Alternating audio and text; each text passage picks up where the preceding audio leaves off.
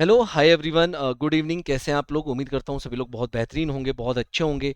प्यारे दोस्तों, अभी हम लोग डिस्कस करने वाले हैं DFCCIL का प्रीवियस ईयर पेपर। और जो हमारा सब्जेक्ट रहने वाला है वो रहने वाला है अर्थमेटिक एबिलिटी।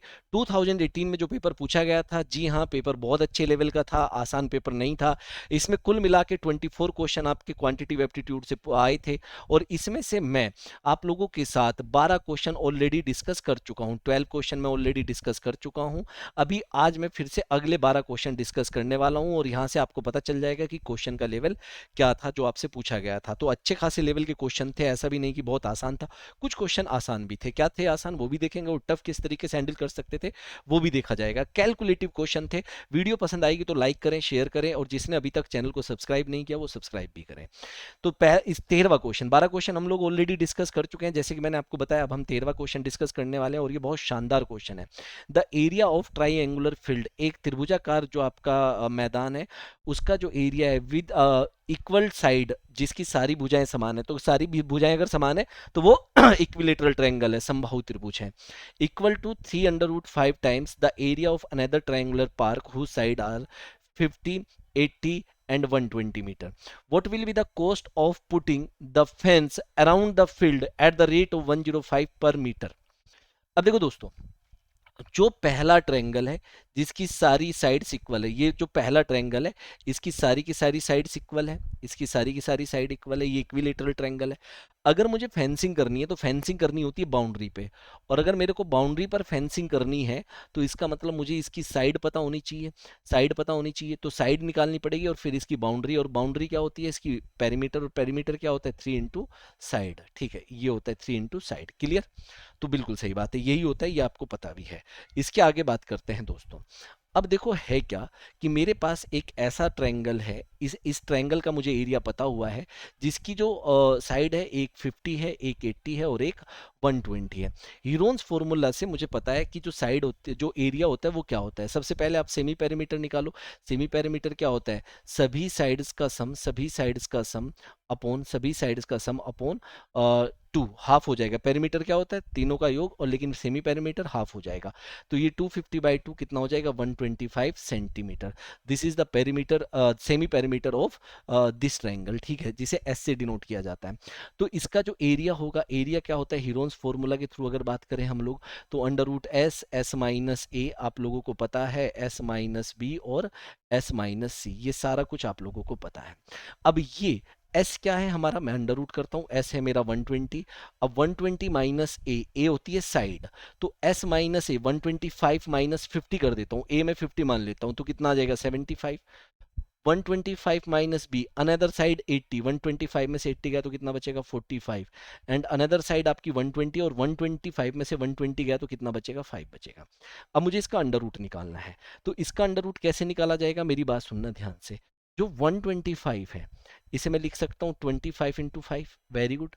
जो 75 है इसे मैं लिख सकता हूँ 25 इंटू 3। जो 45 है इसे मैं लिख सकता हूँ 9 इंटू 5, वेरी गुड। और जो 5 है वो तो 5 रहेगा ही रहेगा। अब यहाँ से देखो 25 का अंडर रूट कितना हो जाएगा? 5। इसके बाद इस 25 का अंडर रूट कितना हो जाएगा? 5। ये जो दो बार 5 दिया हुआ है, तो इससे भी एक 5 बाहर आ जाएगा। 9 का अंडर रूट कितना हो जाएगा? 3। और अंडर रूट के अंदर रह जाएगा 3 एंड 5। अंडर रूट के अंदर रह जाएगा ये वाला 3 और ये वाला 5। कैलकुलेटिव पेपर था, ऐसा भी नहीं कि आप सीधा सीधा क्वेश्चन सॉल्व कर लेंगे। कैलकुलेटिव पेपर था, कैलकुलेशन करनी पड़ेगी। तो ये आ गया आपका एरिया। ये जो एरिया है, ध्यान से सुनना, जो पहले वाला जो इक्विलेटरल ट्रायंगल, अच्छा इक्विलेटरल ट्रायंगल जिसकी सारी साइड्स इक्वल होती है, इसका जो एरिया होता है वो होता है √3/4, √3/4 इंटू साइड स्क्वायर। तो ये क्या हो जाएगा? अगर मैं बात करूं इसे, इस वाले को अगर मैं गुना कर दूं 3 √5 से, क्योंकि ये जो एरिया है 3 √5 टाइम्स, ठीक है, तो इक्वल हो जाएगा इक्विलेटरल ट्रायंगल का एरिया, जो कि हो जाएगा √3/4 इंटू साइड का स्क्वायर। बात समझ में आती है? ये √3 से ये √3 कट जाएगा, और √5 इंटू √5 ये 5 ही आ जाएगा। तो यहां से हो जाएगा 5 इंटू 5 इंटू 5 इंटू 5, ये वाला 5 इंटू 3 इंटू, अच्छा ये 3 और 3 अगर यहां पर देखें तो कितना हो जाएगा? ध्यान से देखना, 3 और 3 कितना हो जाएगा? 9। और ये क्या हो जाएगा, और ये वाला 4 इधर चला जाएगा, तो इंटू 4 भी हो जाएगा, और इक्वस टू कितना हो जाएगा, साइड का स्क्वायर। अगर मैं स्क्वायर हटाऊं तो यहाँ पर क्या लग जाएगा, अंडर रूट लग जाएगा। और आप देखो यहाँ से कितना आएगा, 5 बाहर आएगा, ये 25 है तो 5 आएगा, आगे 9 है तो 9 का अंडर रूट 3 होगा, और 4 का अंडर रूट 2 होगा। तो ये हो जाएगी साइड, 5 इंटू 5 25 इंटू 3। अगर यहाँ पर मैं साइड की बात करता हूँ तो मैं देख पा रहा हूँ कि यहाँ पर साइड कितनी आ जाएगी आपकी, आप लोग ध्यान से देखेंगे कितना आ रहा है यहाँ पर साइड, 25 गुना 75, 75 दूनी 150, जी हाँ। तो साइड जो है वो आ जाएगी मेरी 150, साइड यहाँ पर कितनी आ जाएगी 150। और ये साइड किसकी आई है 150, जी बताइए किसकी आई है 150, इस वाले इक्विलेटरल ट्रायंगल की। अगर साइड 150 है तो पेरीमीटर कितना हो जाएगा 150 इंटू 3, तो कितना हो जाएगा 450। तो कुल मिला के बाउंड्री 450 है, और 105 रुपये 1 मीटर में लगता है। ठीक है, ये 450 मीटर आया। अगर 1 मीटर में 105 रुपया खर्च हो रहा है तो 450 मीटर में कितना खर्चा हो जाएगा, 47,250। आप लोग देख लेना, यही आंसर है। तो ये बहुत बढ़िया क्वेश्चन था, अच्छा क्वेश्चन था। आप देख रहे हो एक ही क्वेश्चन कितना कैलकुलेटिव है। दूसरे क्वेश्चन की बात करेंगे, ये भी बहुत लाजवाब क्वेश्चन है, आसान तो नहीं है, पहले ही मैं आपको बता देता हूँ। The sale of an item increased 20% every week if the difference between the sold quantity of the fourth week and the second week is 792, then sold quantity for the third week। बहुत बेहतरीन question है, बहुत बेहतरीन question. Initially दोस्तों मान लेते हैं उसके पास 100 था, फर्स्ट ईयर के बाद 20% का इंक्रीमेंट लगा, फर्स्ट ईयर नहीं सॉरी फर्स्ट वीक के बाद, तो 120 हो गया। एवरी ईयर 20% का इंक्रीमेंट लगता है। इसके बाद अगर नेक्स्ट टाइम 20% का इंक्रीमेंट लगेगा नेक्स्ट वीक, तो ये तो फर्स्ट वीक हुआ, यहाँ पर ध्यान से देखना, after first week, after second week 120 का 20% होता है 24, तो कितना हो जाएगा 144। थर्ड वीक फिर से इस पे 20% लगेगा, इसका 20% कितना हो जाएगा 28.8, तो ये हो जाएगा 172.8। और फोर्थ वीक में फिर से 20% इंक्रीज लगेगा, और फिर इसका 20% हम लोग देखेंगे 34.26, तो कितना हो जाएगा, अगर मैं इसमें जोड़ दूंगा सारा, तो ये हो जाएगा 207.36। यस, बात समझ में आती है। तो अब इसने मुझे कहा है कि थर्ड वीक ये दिया हुआ है, हाँ, सोल्ड फोर्थ वीक और सेकंड वीक का डिफरेंस। तो सेकंड वीक का कितना है 144, और फोर्थ वीक का कितना है 207.36, परसेंटेज में बात हो रही है। अगर मैं इन दोनों के डिफरेंस की बात करूं तो इन दोनों का डिफरेंस कितना आएगा, आप देख लो 63.36, जिसकी ओरिजिनल वैल्यू हमें दी गई है 792। ओरिजिनल वैल्यू कितनी दी गई है 792। क्लियर है, इसमें तो कोई दो राय नहीं है। ये तो आसान है या नहीं है, वेरी गुड। अगर मैं यहाँ से कट करूँ पूरा पूरा, तो ये 12.5 टाइम कट हो जाएगा, तो 1 की वैल्यू 12.5 हो गई। आफ्टर थर्ड वीक कितना है 172.8, तो मुझे निकालनी है 172.8 की वैल्यू, तो इनटू क्या हो जाएगा 12.5। कैलकुलेटिव है, उतना आसान है नहीं, मैं बार बार आपको कह देता हूँ। ठीक है, सीधा सीधा क्वेश्चन नहीं था, बहुत घुमाने वाला क्वेश्चन था, अच्छा खासा क्वेश्चन था। उम्मीद करता हूँ क्लियर हुआ होगा। नेक्स्ट क्वेश्चन की बात करते हैं, ये भी बहुत प्यारा क्वेश्चन है, लाजवाब क्वेश्चन है। Two pipe a and b can fill empty tank in 10 hours and 40 hours. देखो एम्प्टी टैंक को ये 10 आवर्स में फिल कर रहा है, और अगर मैं इसकी बात करूं तो ये 40 आवर्स में फिल कर रहा है, इसमें तो कोई दिक्कत नहीं है। If both the pipe are open then take 1 hour 20 minute more to fill the tank due to the leakage at the bottom. देखो अब हुआ क्या, पहले आप ये देखो कि अगर ये दोनों ही होते तो कितनी देर में टैंक फिल होता। एलसीएम हुआ 40, मैं मान लेता हूँ टैंक 40 लीटर का था, ये 4 लीटर पर मिनट भरेगा, ये 1 लीटर पर मिनट भरेगा। अगर दोनों भरेंगे ए और बी तो 40/5, मतलब कुल मिला के 8 आवर्स में भर देंगे दोनों। लेकिन ये दोनों 8 आवर्स में भर रहे हैं, लेकिन जैसे ही लीकेज भी होगा, जैसे ही लीकेज भी होगा तो 8 आवर्स नहीं लगेंगे, अब इसमें 1 आवर 20 मिनट ज़्यादा लगेंगे। 1 आवर 20 मिनट मतलब 8 घंटे में 1 घंटा 20 मिनट और, तो 9 घंटे 20 मिनट। और 20 मिनट देखो, एक बात और ध्यान रखो, अगर यहाँ पर देखो 9 आवर 20 मिनट है, तो इस मिनट को आप आर में चेंज करोगे डिवाइड बाय 60 करके, तो ये 1/3 हो जाएगा, और 3 9 27 और 1 28, तो 28/3 आवर्स आ जाएगा। बात समझ में आती है, क्वेश्चन आसान नहीं है, एसएससी सीजीएल में सेम क्वेश्चन कई बार पूछे गए।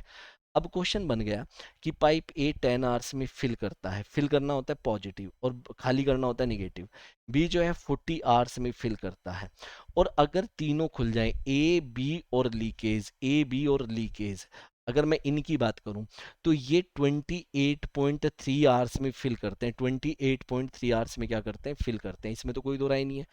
अब दोस्तों इनका एलसीएम, जब भी हम एलसीएम लेते हैं तो सिर्फ और सिर्फ न्यूमरेटर का एलसीएम लेते हैं, 10, 40 एंड 280 का। अगर मैं एलसीएम की बात करता हूं तो यहाँ पर एलसीएम 280 ही आ जाएगा। ठीक है, 280 लीटर हुआ। ये बताओ, ये 28 लीटर भरेगा एफिशिएंसी, इसकी एफिशिएंसी कितनी आ जाएगी, अगर बात करें तो 7 लीटर इसकी एफिशिएंसी आ जाएगी, 7। और अगर मैं इसकी बात करूं तो इसकी एफिशिएंसी आ जाएगी 30। भाई 28 से ये 10 टाइम जाएगा और 3 ऊपर जाके मल्टीप्लाई हो जाएगा। अब एक बात देखो, ए प्लस बी दोनों मिलकर अगर मैं बात करूं तो क्या 35 लीटर पर मिनट भर रहे हैं या नहीं भर रहे हैं, पर आवर। देखो 28 प्लस 7, तो 35 लीटर पर आवर फिल कर रहे हैं या नहीं कर रहे हैं। लेकिन तीनों जो है वो 30 लीटर पर आवर ही फिल कर पा रहे हैं। तो ये जो 5 लीटर है ये कहाँ गया, यहाँ से यहाँ तक जाने में 5 लीटर कम हो गया। ये जो लीकेज है ये वो 5 लीटर लपेट रहा है, 5 लीटर कम कर दे रहा है। तो अगर ये लीकेज की अब एफिशिएंसी पता चल गई कि लीकेज 5 लीटर पर आवर के हिसाब से खाली करता है, तो लीकेज को टाइम कितना लगेगा, कितना खाली करने में, 280, 280 बाय 5, आंसर होगा 56। क्लियर है, आंसर क्या होगा, 56। तो ये भी बहुत बढ़िया क्वेश्चन था। देख रहे हो कितने बढ़िया बढ़िया क्वेश्चन है। ये आपका कैलकुलेशन का क्वेश्चन है बहुत आसान, तो टेंशन वाली बात है नहीं, मैं बता देता हूँ। VBODMAS, VBODMAS कहता है पहले वेनिकुलम फिर ब्रैकेट फिर ऑफ, ठीक है, वी बोर्ड मास, ठीक है, ये होगा। अब देखो दोस्तों यहां पर ध्यान से सुनो, सबसे पहले मैं इस हिस्से को सॉल्व करता हूँ, नीचे वाले को कोई दिक्कत नहीं है, ऊपर वाले को कर लो उससे कोई फर्क नहीं पड़ता। 1/2 प्लस, ऑफ का मतलब होता है मल्टीप्लाई, तो वी फॉर वेनिकुलम फी B for bracket of for of, तो पहले ऑफ को सोल्व करेंगे। 1/2 ऑफ 1/2 मतलब ये कितना हो जाएगा, 1/4। अगर मैं इसे जोड़ूंगा तो ये हो जाएगा 3/4, तो नीचे तो आ गया 3/4। अगर मैं ऊपर वाले को सॉल्व करूं तो 1/2 में से 1/4 माइनस हो जाएगा, तो ऊपर आ जाएगा 1/4। तो दोस्तों ऊपर अगर 1/4 है और नीचे अगर 3/4 है, तो 4 से 4 कट के यहाँ पर कितना बचेगा, 1/3। आप इस बात को समझना। तो कुल मिला के एक बात समझ गए आप लोग, मैं इसे पूरे को हटा रहा हूँ, यहाँ से पूरे को हटा देता हूँ मैं। ठीक है, इसमें कोई बड़ा इशू नहीं है, पूरे को हटा रहा हूँ मैं। सॉल्व करके ये तो पता चल गया कि ये 1/3 आया है यहाँ से। ये तो मुझे पता चल गया कि सॉल्व करके कि ये जो हिस्सा है ये पूरा हिस्सा मेरा 1/3 आ गया। ठीक है, ये पूरा हिस्सा कितना आ गया मेरा, 1/3। इसमें तो कोई दो राय नहीं है। मल्टीप्लाई हो रहा है, इसे मैं बाद में देखूंगा ये क्या है, ये जो डिवीजन वाली चीज है इसे मैं बाद में देख लूंगा, कोई बात नहीं है, कोई बड़ा इशू नहीं। ठीक है, अब यहाँ पर देखो दोस्तों, अब मैं इसे नीचे वाले को सॉल्व करके देख लूँ, इससे तो कोई दिक्कत नहीं है आपको। देखो होता क्या है, एक बात और समझना ध्यान से, जैसे ये 16 1/2 दिया है तो 16 दूनी 32 और 1 33, तो दोस्तों ये आएगा 33/2, और इसे भाग दिया गया 5 से ही 1/2, 5 दूनी 10 और 1 11, तो 11/2 से भाग दिया गया। इसे मैं ऐसे भी लिख सकता हूँ 33/2 गुना 2/11, फ्रैक्शन को उल्टा कर सकता हूँ साइन हटा के, तो इसे सॉल्व करके कितना आ जाएगा, 3 आ जाएगा। तो इस बात को भी हमें समझ में आना चाहिए और समझना चाहिए, क्योंकि यही वी बोर्ड मास को बहुत इजी बनाता है, और सिर्फ मेंटल कैलकुलेशन आपकी इतनी फास्ट होनी चाहिए। तो अगर मैं सिर्फ इस हिस्से को सॉल्व करूंगा, इस हिस्से को सॉल्व करूंगा, तो मैंने अभी देखा कि इस हिस्से को सॉल्व करके आया 3, और 3 माइनस ये कितना है, 3/14 ऑफ 7/3। अगर मैं यहाँ पर देखूंगा ये 2 टाइम्स कट हो गया, ये 3 से 3, तो नीचे बचेगा 3 माइनस 1/2 मतलब 5/2, तो नीचे कितना बचेगा, 5/2। इतनी बात आपको समझ में आ गई कि पूरा क्वेश्चन सॉल्व करने के बाद नीचे 5/2 आया, पूरा क्वेश्चन सॉल्व करने के बाद नीचे कितना आ गया मेरा, 5/2, नीचे कितना आ गया मेरा, 5/2। इसमें तो कोई दिक्कत नहीं है। और इसी प्रकार मुझे अगर ये पूरा कैलकुलेट करना है, पूरा कैलकुलेट करना है, कोई दिक्कत नहीं है, करने में कोई प्रॉब्लम नहीं, अभी कर देंगे। 2 1/3 मतलब कितना हो जाएगा, 7/3 इंटू 3/4, 3/14, ऑफ का मतलब भी इंटू होता है, 5 1/2, तो कितना हो जाएगा यहाँ पर, 11/2, और यहाँ पर कितना हो जाएगा, डिवाइड, ये हो जाएगा 33/2, तो मल्टीप्लाई करके 2/33। क्लियर, ये कट हो गया, ये कट हो गया। अगर यहाँ पर देखें तो ये 2 टाइम्स, तो कितना आ जाएगा, 1/6। तो देखो दोस्तों ऊपर आ गया 1/6, अगर नीचे वाला हमने सॉल्व किया था तो कितना आया था 5/2, यही आया था। और इंटू 1/3, इंटू क्या आया 1/3, ये कट हो गया 3 टाइम्स, 3 से 3 कट हो गया, आंसर कितना आ गया 1/5। तो भैया सिर्फ कैलकुलेशन है और कुछ नहीं, और वो भी अच्छी खासी कैलकुलेशन है, ऐसा नहीं है कि हलवा हलवा है। तो बहुत बढ़िया बढ़िया क्वेश्चन थे। A shopkeeper marks his good 10% above the cost price, he sells 40% of goods at the mark price and the remaining at a discount of 20%। Okay okay ठीक है। देखो क्या हुआ कि अगर इसने 100 रुपए का सामान खरीदा था तो इसे 110 रुपए का उस पर मार्क कर दिया, और जो इसका 40% हिस्सा था, मतलब मान लो 100 का 40% हिस्सा मतलब 40, तो 40 को तो बेच दिया इसी बात पे, ठीक है, जो मार्क प्राइस है, मतलब जो 10% ज्यादा है तो 44 पे बेच दिया। भाई 40 का 10% 4 होता है, तो ज्यादा करके बेचा तो 44 पे बेच दिया। और जो रिमेनिंग, अब आगे क्या कह रहा है, mark price and the remaining, remaining कितना बचा 60, और 60 को बेच दिया 20% के डिस्काउंट पे। अब 60 का जो 20%, अगर बात देखें तो 60 को कितने पे बेच दिया 20% के डिस्काउंट पे बेच दिया। अब ध्यान से देखना, ठीक है, 20% के डिस्काउंट पे ही तो कह रहा है ये, हाँ जी, 20% का डिस्काउंट हुआ 12, तो 12 के डिस्काउंट पे बेच दिया। अगर मैं यहाँ पर देखूँ तो 12 का डिस्काउंट अगर हुआ तो कितने में बेच दिया, 48 में बेच दिया भाई। क्लियर होती है बात या नहीं होती है? देखो, a shopkeeper 10% above the cost price, he sells 40% of the mark price, ठीक है, 40% good at the mark price and the remaining at a discount of 20%। Okay, 20% discount पे बेचा। इधर सुनो, मेरी बात सुनना ध्यान से। हुआ क्या था यहाँ पर, ये थोड़ी सी गलती हुई। इधर आ जाओ, कैसे मैं बताता हूँ आपको। एक बार बताओ, जो 60 रुपए का सामान था इसका मार्क प्राइस क्या रहा होगा? अगर मैं बात करूँ 10% ज्यादा रहा होगा, क्योंकि डिस्काउंट तो मार्क प्राइस में मिलता है। तो कितना रहा होगा 66। अब उसने इस 66 पे 20% का डिस्काउंट दिया, मतलब 20% मतलब 13.2, 13.2 का डिस्काउंट दिया। बात समझ में आ रही है? तो मतलब जो सामान 60 रुपीज का था उसे उसने पता है कितने में बेचा, 66 में से 13 गया तो 53, 52.8 में बेचा है, 52.8 में बेचा है। इस बात को ध्यान से सुनो, ये क्या बात है यहाँ। वेरी गुड, बहुत बढ़िया। तो मतलब जो फाइनली टोटल सामान 100 रुपए का था उसे बेचा कितने में गया है, उसे बेचा गया है 96.8 में। तो 100 के सामान को अगर 96.8 में बेचा गया है तो 3.2% का क्या हुआ होगा, लॉस हुआ होगा। बताओ, क्लियर है? तो पहला ऑप्शन, ये भी आसान क्वेश्चन नहीं है, हर एक क्वेश्चन अपने आप में बहुत बेहतरीन है। In a 90 litre solution acid and water are in the ratio 2:1। भाई 90% का सॉल्यूशन, 90 लीटर का सॉल्यूशन है, और यहाँ पर एसिड और जो वाटर है वो 2:1 के रेशियो में, 2:1 के रेशियो में, ठीक है, यही दिया गया है। अच्छा एक बात बताओ, अगर मैं इस 90 को 2:1 में डिवाइड कर दूं, तो 90 को 2 और 1 में बांटेंगे तो 60 और 30 आएगा या नहीं आएगा? बिल्कुल सही बात है। अब उसने ये कहा कि to make ratio acid and water 1:2, ये 1:2 बनाना चाहता है एसिड एंड वाटर का रेशियो। तो how many litre of water should be added, कितना ऐड करना चाहिए? अच्छा एक बात बताओ, इसे तो मैं ऑप्शन के थ्रू भी कर सकता हूँ। भाई ऐड तो वाटर करना है, एसिड तो 60 ही रहने वाला है, इसमें तो कोई दिक्कत नहीं है, एसिड तो 60 ही रहने वाला है। अगर मैंने वाटर 75 ऐड कर दिया तो 30 तो था, 75 ऐड कर दिया तो 105 हो जाएगा। तो क्या 1:2 बन पाएगा? कभी नहीं बन पाएगा। तो इसीलिए 75 तो आंसर है नहीं। अब ये तो 60 ही रहने वाला है। अगर वाटर 30 था और 30 में मैं 90 जोड़ दूं तो कितना हो जाएगा 120। क्या अब 1:2 बनेगा? यस। तो इसीलिए मेरे को 90 लीटर जोड़ना पड़ेगा, और जैसे ही मैं 90 लीटर इसमें ऐड कर दूंगा तो 1:2 का रेशियो बन जाएगा। ये बात आपको समझ में आ गई होगी। ये भी बहुत बेहतरीन क्वेश्चन है। Walking 3/4 of his usual speed, Raghu is 45 minute late to his office, what is his usual time to cover the distance to office? देखो एक बात सुनो, 3/4 यूजुअल स्पीड का मतलब क्या हुआ कि पहले अगर उसकी ओरिजिनल स्पीड 4 थी तो अब वो 3 से चल रहा है, ऐसे ही तो रेशियो लिखते हैं। तो this is the ratio of speed original and now का, ठीक है, 4:3। तो टाइम का रेशियो कितना हो जाएगा भाई? 3:4 हो जाएगा या नहीं हो जाएगा? बोलो, टाइम का रेशियो कितना हो जाएगा? 3:4 हो जाएगा, इसमें कोई दो राय नहीं है।